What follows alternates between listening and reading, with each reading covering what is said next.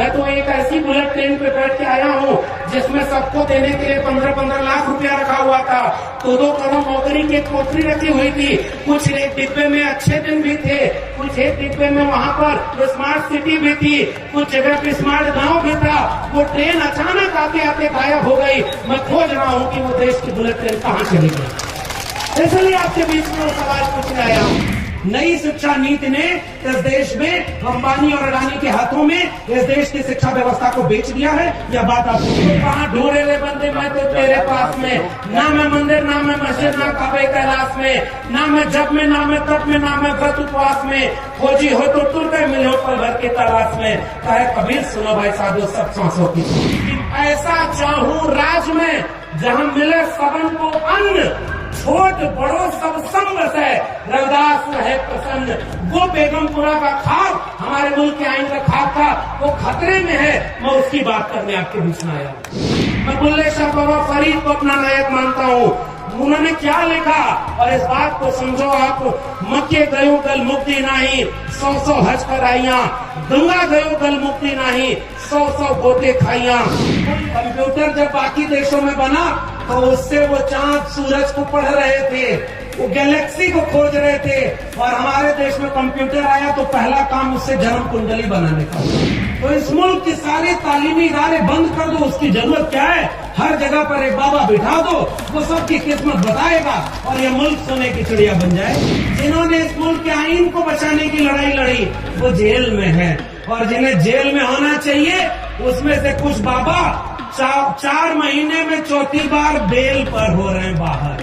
ऐसा चाहूं राज में जहां मिले सबन को अन्न, छोट बड़ो सब संग से रविदास रहे प्रसन्न। तो आजमगढ़ से आता हूँ साहब, हमारे यहाँ अल्लामा शिबली नोमानी साहब ने एक तालीमी इदारा बनाया और तमाम लोगों ने तालीम पाकर के इस मुल्क को आगे बढ़ाने का काम किया। हम तो सब एक हैं क्योंकि हमारा दर्द एक है और हमारी दवा भी एक है। आओ इस मुल्क के लोगों मोहब्बत प्यार से 90% का मेरा लोगों की एकता बनाए और हम मेहनत कष्ट वालों से जब अपना हिस्सा मांगेंगे, एक खेत नहीं, एक गांव नहीं, हम सारी दुनिया मांगेंगे।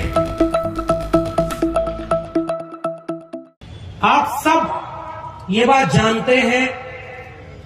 आजकल अभी वकील साहब बोल रहे थे, इस देश में कुछ काम करना मुश्किल हो गया है और कुछ काम करना बहुत आसान हो गया। अगर इन दोनों में फर्क करें तो जो मुल्क अपनी आजादी का 75 साल मना रहा हो, अमृत महोत्सव मना रहा हो, उस मुल्क में आसान काम क्या होना चाहिए था? सबको अच्छी तालीम मिले, सबको नौकरी मिले, सब मोहब्बत प्यार से रहें। जहां कोई भी जुटे तो ज्ञान विज्ञान की बात करे, संविधान की बात करे। मगर अब ये काम मुश्किल होता जा रहा है और आसान काम क्या हो गया?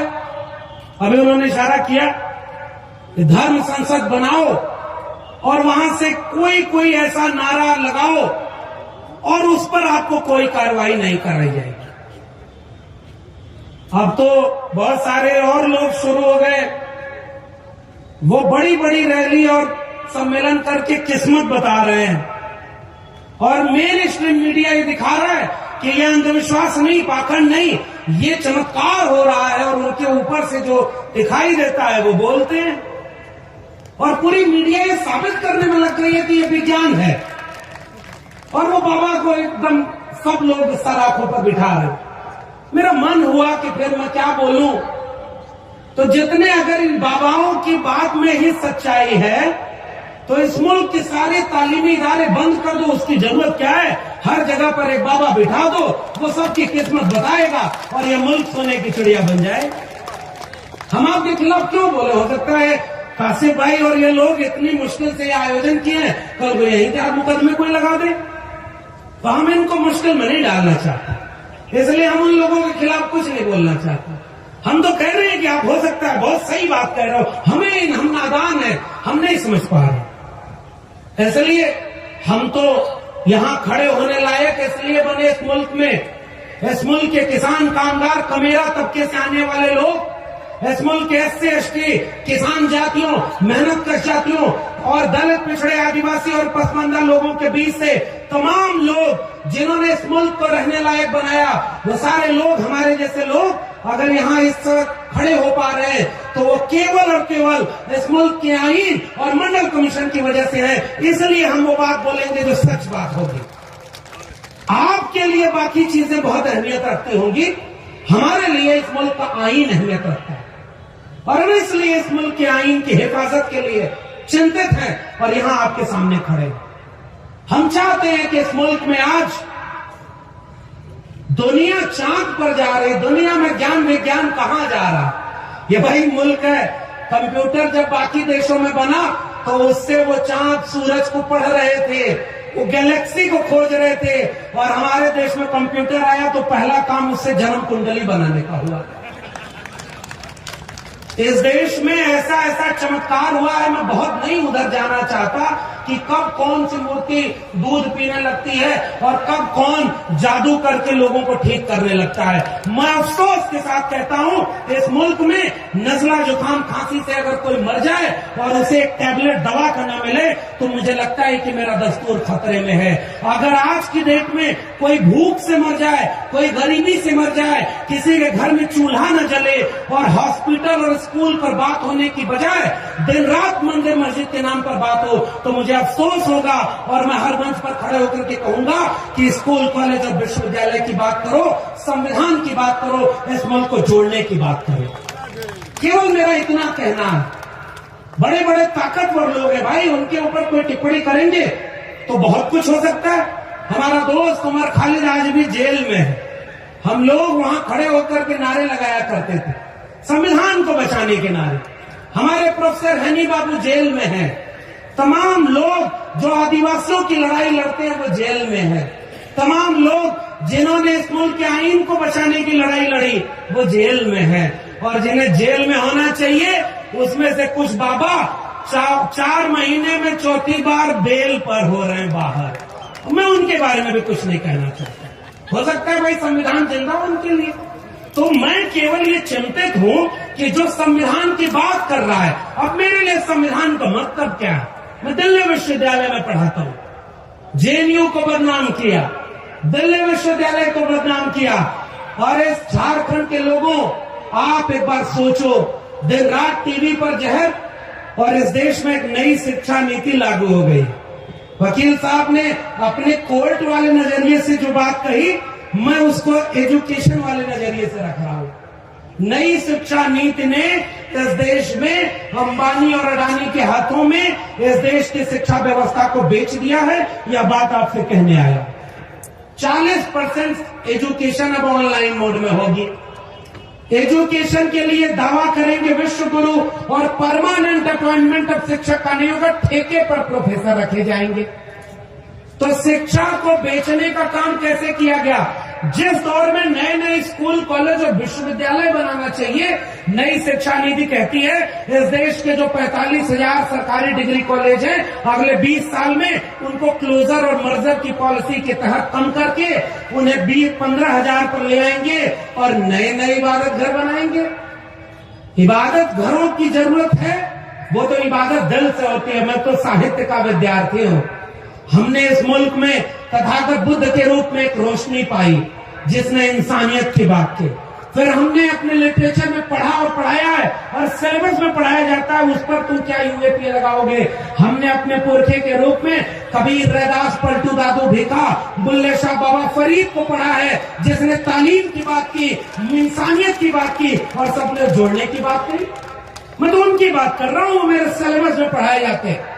और इसलिए मैं कह रहा हूं, मोको कहां ढूंढे रे बंदे, मैं तो तेरे पास में। ना मैं मंदिर, ना मैं मस्जिद, ना काबे कैलाश में, ना मैं जब में, ना मैं तब में, ना मैं व्रत उपवास में। खोजी हो तो तुरते मिलो पल भर की तलाश में। कहे कबीर सुनो भाई साधु सब सांसों की सांस में। ये तो आप पढ़ाते हैं ना अपने सिलेबस में, और वो आप लोग रोज ये धर्म खतरे में, ये खतरे में नहीं भाई। वो जो संस्कृति कबीर रैदास की थी, रैदास ने लिखा कि ऐसा चाहूं राज में जहां मिले सबन को अन्न, छोट बड़ो सब संग से रविदास रहे प्रसन्न। वो बेगमपुरा का खाक, हमारे मुल्क के आइन का खाक था, वो खतरे में है। मैं उसकी बात करने आपके बीच में आया हूं। वहां तो कोई जात पात नहीं था, वो क्या लिख रहे हैं कि छोट बड़ों सब सम है, रविदास रहे प्रसन्न। एक बराबरी का मुल्क, और यही बराबरी का हक इस मुल्क के संविधान और इस मुल्क के आईन ने दिया। जमहूरियत एक तर्ज हुकूमत है कि जिसमें बंदों को गिना करते हैं, तौला नहीं करते। और आज कुछ लोग इस मुल्क के वजीर आजम बन गए तो अपने मित्र को इतना वजनदार कर रहे हैं कि दुनिया के अमीरों की लिस्ट में वो इतना भारी हो गया कि दुनिया का दूसरा सबसे अमीर आदमी हो गया। और उसी वक्त इस मुल्क के 80 करोड़ लोग 5 किलो अनाज पर जिंदा हैं। इसलिए मुझे अपने मुल्क की चिंता है कि ये गरीबी क्यों हो रही है और कुछ लोग इतने अमीर हो गए। ऐसे मुल्क का अभी एक रिपोर्ट आई है ऑक्सफैम की, 1% लोगों के पास 40%, 40.5% और 50% लोगों के पास 3% संपत्ति। अरे छोड़ो हिंदू मुस्लिम, छोड़ो मंदिर मस्जिद, आओ जरा इसको बात करो कि अगर 100 लोग हैं और 100 रुपया इस देश में है तो एक आदमी ऐसा है जिसके पास 40.5 रुपया है और 50 आदमी 3 रुपए में गुजारा कर रहे हैं। ये तो आपकी रिपोर्ट बता रही है ना भाई। और अगर इसको बढ़ा दो तो इस मुल्क के 10 आदमी 90% रुपया लिए हुए हैं और 90 आदमी 10 रुपए में गुजारा कर रहे हैं। मैं इस बहुजन अधिकार रैली से ये सवाल कर रहा हूं कि एक बार ये बताओ कि वो 10 आदमी कौन है जो 90 रुपया लिए हुए हैं और ये जो 90 आदमी 10 रुपए में गुजारा करने को मजबूर हैं, ये खतरे में है। इसलिए हम उन 90 लोगों की बात करने आपके बीच में आए। ये मुल्क बटा हुआ है साहब, गरीब अमीर का भेद बढ़ता जा रहा है। अगर आपका बच्चा, अगर आपकी जेब में पैसा है तो वो अच्छी तालीम पाएगा, किसी प्राइवेट स्कूल में जाएगा। और अगर आपके जेब में पैसा नहीं है तो आप अपने बच्चे को अच्छी तालीम नहीं दे सकते। कहाँ गए वो DU JNU बनाने वाले लोग? मैं तो याद करता हूँ अपने पुरखे जैसे कबीर को याद कर रहा हूँ, पलटू दादू भीखा को याद कर रहा हूँ, नाना बुल्ले शाह बाबा फरीद को याद कर रहा हूँ। संत और सूफी आंदोलन अभी जिक्र हो रहा था, हमने तो वो मोहब्बत का भारत पढ़ा और उस मोहब्बत के बारे में सब मिल करके लड़ रहे थे। मैं तो कई बार घबराता हूं कि आज अगर कबीर साहब होते तो उनके साथ क्या होता। हो सकता है UAPA में जेल में होते या उनकी लिंचिंग हो गई होती। मुझे तो ये डर लग रहा है। वो तो हमारे सिलेबस का हिस्सा है, वो हमारे कल्चर का हिस्सा है। मैं इसलिए कबीर को अपना नायक मानता हूँ, मैं बुल्ले शाह बाबा फरीद को अपना नायक मानता हूँ। उन्होंने क्या लिखा और इस बात को समझो आप। मक्के गयो गल मुक्ति नहीं, 100 हज कराइया, गंगा गयो गल मुक्ति नहीं, 100 गोते खाइया, बुल्ले शाह गल तब मुक्ति मैनू दिलों गवाइया, चल बुलिया चलोठे चलिए, जिथे सारे अन्ने कोई ना कोई साथी जात पछाने, ना कोई जान को चीने, ना कोई सानो मने, चल बोलिया चलोते चलिए। पढ़ पढ़ इल्म ते फाजिल होयो, मन पाने नो पढ़िया ही नहीं, मन पाने नो पढ़िया ही नहीं, भज भज करना अरे मंदिर मसीदी, मन अपने विच बढ़िया ही नहीं, बुल्ले शाह आसमानी पढ़िया, घर बैठे नो पढ़िया ही नहीं, चल बुलिया चलोते चलिए, चलिए जितने सारे ने। मैं उस बुल्ले शाह को अपना वारिस, अपना पुरखा मानता हूँ, कबीर को मानता हूँ और इसलिए मैं चाहता हूँ एक ऐसा भारत बने जिसमें सब मोहब्बत प्यार से रहे। और आप कह रहे हो कि कोई किस्मत बताने वाला बाबा टीवी पर बैठ कर कह रहे हैं वो विज्ञान है, वो पत्रकार जाकर के पैर चुराए, मत करिए भाई। इस मुल्क में आप कलम और किताब को इसीलिए बर्बाद करना चाहते हैं कि लोगों का जहन खत्म हो जाए और लोग भीड़ में तब्दील हो जाएं और अचानक कोई भीड़ को कहे कि आओ सब हिंदू धर्म खतरे में है और ये धर्म खतरे में, वो मंदिर खतरे में। नहीं भाई, कोई धर्म खतरे में नहीं, कोई इबादत घर खतरे में नहीं। अगर खतरे में है तो इस मुल्क का दस्तूर, इस मुल्क का आईन खतरे में है, क्योंकि वही हमारी इबादत घर को बचाएगा और वही हमारे धर्म को बचाने की भी छूट हमें देता। आप धर्म वाले आप अपना काम करो, लेकिन हम एक सवाल तो पूछेंगे, कलम और किताब पर बंदूक का पहरा क्यों बना रहे हो? कलम और किताब को गिरवी क्यों रख रहे हो पूंजीपतियों के? और आप रोज लड़ाने की बात करते हो। हम तो मोहब्बत प्यार की बात करने आए हैं और मैं भरोसा कर रहा हूँ कासिफ भाई, पहली बार आपके बुलावे पर यहाँ आए, इस रैली के बाद यहाँ कोई दंगा नहीं होगा। यहाँ से लोग निकलेंगे तो मोहब्बत की बात करेंगे, प्यार की बात करेंगे, भाईचारे की बात करेंगे और सब मिलकर के रहेंगे। और ऐसे आयोजनों की जरूरत इस देश में इस समय है। हमें किसी से बदला नहीं लेना। मैं एक बात बताऊं, हमारा पुरखा डॉक्टर अम्बेडकर जब उन्होंने संविधान बनाया तो बदला लेने का काम नहीं किया, चाहते तो वो भी लिख देते कि जिन शूद्रों को आपने अछूत बनाया, आपने मंदिर में नहीं जाने दिया और कुछ साल तक ये सजा ब्राह्मणों को मिलेगी। नहीं साहब, उन्होंने बदला नहीं लिया। उन्होंने संविधान में कहा कि अब कोई भी जाति वाला सब बराबर होगा, कोई बड़ा कोई छोटा नहीं, सबके वोट का एक अधिकार होगा। हम बदला लेने आपसे आए ही नहीं। हम तो कह रहे हैं जिसकी जितनी संख्या भारी उसकी उतनी हिस्सेदारी। हमारा सवाल केवल ये है, इस मुल्क की पूंजी जितनी है वो सबको बराबर में होनी चाहिए। किसी का जाति देखकर, किसी का धर्म देख करके इस मुल्क को बांटना नहीं है। हमारे पूर्व के डॉक्टर राम मनोहर लोहिया ने कहा कि अगर सड़कें खामोश हो जाएं तो संसद आवारा हो जाती है और जिंदा कौमें 5 साल इंतजार नहीं करती हैं। हम जमहूरियत की वजह से यहाँ हैं। हमें अपने मुल्क से बहुत मोहब्बत है। इस मुल्क को बनाने में बिरसा मुंडा ने अपनी शहादत दी। लोग किताबों में नहीं पढ़ाए कि पहली आजादी की लड़ाई 1857 के पहले इस मुल्क के इन्हीं चाईबासा के जंगलों में इन्हीं सीधू कानू तिलका माझी और बिरसा मुंडा ने लड़ी। और संविधान सभा में खड़े होकर जब जयपाल सिंह मुंडा ने कहा कि आपको हमें जमहूरियत सिखाने की जरूरत नहीं, हम आदिवासियों से आपको जमहूरियत सीखने की जरूरत है, इसलिए क्योंकि हम यहाँ के मूल निवासी हैं। वो बिरसा मुंडा और जयपाल सिंह मुंडा को मैं याद कर रहा हूँ, डॉक्टर अंबेडकर को याद कर रहा हूँ और अपने ओबीसी समाज से आता हूँ, किसान कामगार कमेरा जातियां, और उन कमेरा जातियों ने अन्न पैदा करके इस दुनिया को खाने पीने और पेट भरने लायक बनाया। और जब हमारे बच्चे स्कूल कॉलेज विश्वविद्यालय पढ़ने गए तो आप रोज ये मंदिर मस्जिद के नाम पर बहस कराते हो और उधर DU JU बर्बाद कर रहे हो। असली खेल समझ रहे हैं। मैं गांव का हूँ, एक आखिरी किस्सा सुनाकर जाऊंगा क्योंकि और भी लोग बोलने वाले हैं। हमारे यहाँ गांव में भैंस चुराने वाले चोर आते थे। इशारे में बोल रहा हूँ, समझदार और जागरूक मंचों से किसी का नाम नहीं लिया जाता। चोर अब आते थे भैंस चुराने तो गांव वाले भैंस की गली में घंटी बांधे रहते थे कि भैंस अपनी हेल्थी होती है और भैंस सुरक्षित है। रात के अंधेरे में चोर आते थे तो पहला काम करते थे घंटी निकाल लिया और घंटी लेकर एक चोर पूरे भागता था और भैंस लेकर बाकी चोर पश्चिम भागते थे। रात के अंधेरे में गांव वाले जागते थे, इधर भागेंगे जिधर से घंटी की आवाज आ रही है। पूरी रात वो दौड़ते गए, चोर अंत में घंटी फेंक करके भाग गया और जब वहां पहुंचे तो उनके हाथ में क्या मिली? घंटी, और चोर उनकी भैंस चुरा करके लेके चले गए। इस मुल्क के 90% लोगों के बच्चों के हाथ से शिक्षा, रोजगार और उनके स्वास्थ्य के हक था, उसको कोई चुरा रहा है और रोज आपको कहता है कि आप खतरे में हो। अरे भाइयों, इस मुल्क में अगर आप खतरे में हैं तो आप गरीब घर में पैदा होंगे तो आपके बच्चे को अच्छी तालीम नहीं मिलेगी। सबसे बड़ा खतरा तो यह है। इसके लिए क्यों नहीं आंदोलन करते? इस देश के आप बताओ कि आपके जिले के कितने प्राइवेट स्कूल ऐसे हैं जिसमें आप अपने बच्चों को पढ़ा पाओगे? इस मुल्क में लोगों को खाने को रोटी नहीं, इस मुल्क में लोगों के बच्चों को पढ़ने की तालीम नहीं, और उस मुल्क में नई बहस छेड़ी जा रही है इसलिए कि इस मुल्क को मानसिक रूप से गुलाम बनाओ और झूठे वादे करके सरकार बनाओ। मैं तो एक ऐसी बुलेट ट्रेन पे बैठ के आया हूँ जिसमें सबको देने के लिए 15-15 लाख रुपया रखा हुआ था।